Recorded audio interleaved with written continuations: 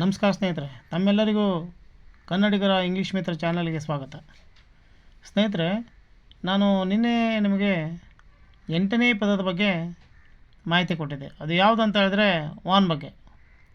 ವಾನನ್ನು ಎಲ್ಲಿ, ಯಾವಾಗ, ಯಾವ ರೀತಿ ಬಳಸಿದರೆ ಯಾವ ರೀತಿ ವಾಕ್ಯಗಳನ್ನು ಮಾಡ್ಬೋದು ಅನ್ನೋದ್ರ ಬಗ್ಗೆ ಸಂಪೂರ್ಣವಾದ ಮಾಹಿತಿ ಆ ವಿಡಿಯೋದಲ್ಲಿ ನೀಡಿದ್ದೇನೆ. ಅದು 8ನೇ ಪದ. ಇವತ್ತು ಅದರ ಮುಂದಿನ ಪದ ಆದಂತಹ 9ನೇ ಪದದ ಬಗ್ಗೆ ನಿಮಗೆ ಮಾಹಿತಿ ಕೊಡಲಿಕ್ಕೆ ಈ ವಿಡಿಯೋವನ್ನು ಮಾಡ್ತಾ ಇದ್ದೇನೆ ಸ್ನೇಹಿತರೆ. ಅದು ಯಾವುದು ಅಂತ ಹೇಳಿದರೆ ಆಫ್ಟರ್ ಅಂತ ಇದೆ ಸ್ನೇಹಿತರೆ. ಆಫ್ಟರ್ 9ನೇ ಪದ. 9ನೇ ಪದ ಆಫ್ಟರ್. ಆಫ್ಟರ್ ಅಂದರೆ ಸಹಜವಾಗಿ ನಾವು ನಂತರ ಅಂತ ಹೇಳ್ತೇವೆ, ತರುವಾಯ ಅಂತ ಹೇಳ್ತೇವೆ. ನೋಡಿ, ಆಫ್ಟರನ್ನು ದ ಯ ನ ಗಳ ನಂತರ ಅಥವಾ ತರುವಾಯ ಆ ಸಂದರ್ಭಗಳಲ್ಲಿ ನಾವು ಬಳಸ್ತಾ ಇರ್ತೇವೆ. ಉದಾಹರಣೆ ನೋಡಿ, 2 ತಿಂಗಳ ನಂತರ ಅಂತ ಇದೆ. 2 ತಿಂಗಳ ನಂತರ ಅಂದರೆ ಆಫ್ಟರ್ 2 ಮಂತ್ಸ್. After 2 months. ನಂತರ 3 ದಿನಗಳ ತರುವಾಯ. After 3 days.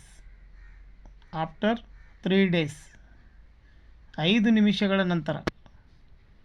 5 ನಿಮಿಷಗಳ ನಂತರ ಅಂದರೆ ಆಫ್ಟರ್ 5 ಮಿನಿಟ್ಸ್. After 5 minutes. 4 ವರ್ಷಗಳ ನಂತರ. 4 ವರ್ಷಗಳ ನಂತರ ಅಂದರೆ ಆಫ್ಟರ್ 4 ಇಯರ್ಸ್. After 4 years.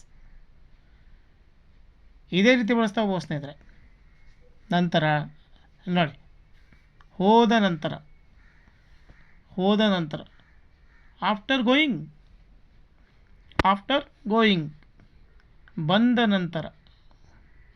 ಬಂದ ನಂತರ ಆಫ್ಟರ್ ಕಮಿಂಗ್.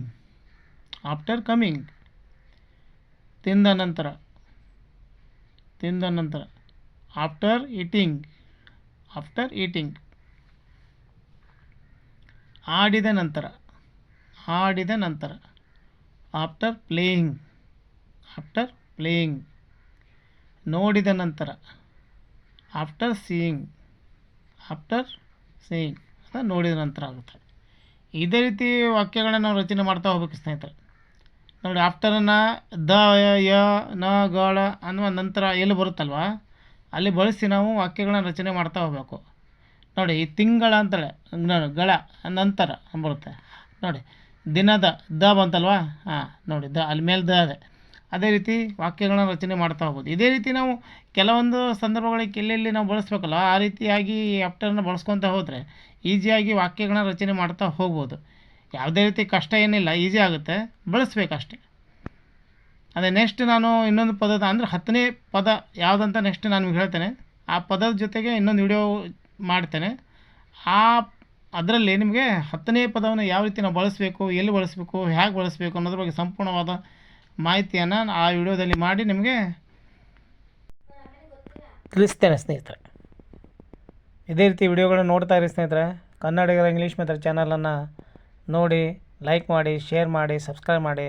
ಅದೇ ರೀತಿ ಬೆಲ್ ಬಟನ್ ಒತ್ತಿದ್ರ ನಂತರ ನಿಮಗೆ ಯಾವುದೇ ರೀತಿ ಒಂದು ವಿಡಿಯೋಗಳನ್ನ ಹಾಕಿದೆ ನೇರವಾಗಿ ನಿಮಗೆ ಮೊದಲು ತಲುಪುತ್ತೆ ಸ್ನೇಹಿತರೆ. Thank you.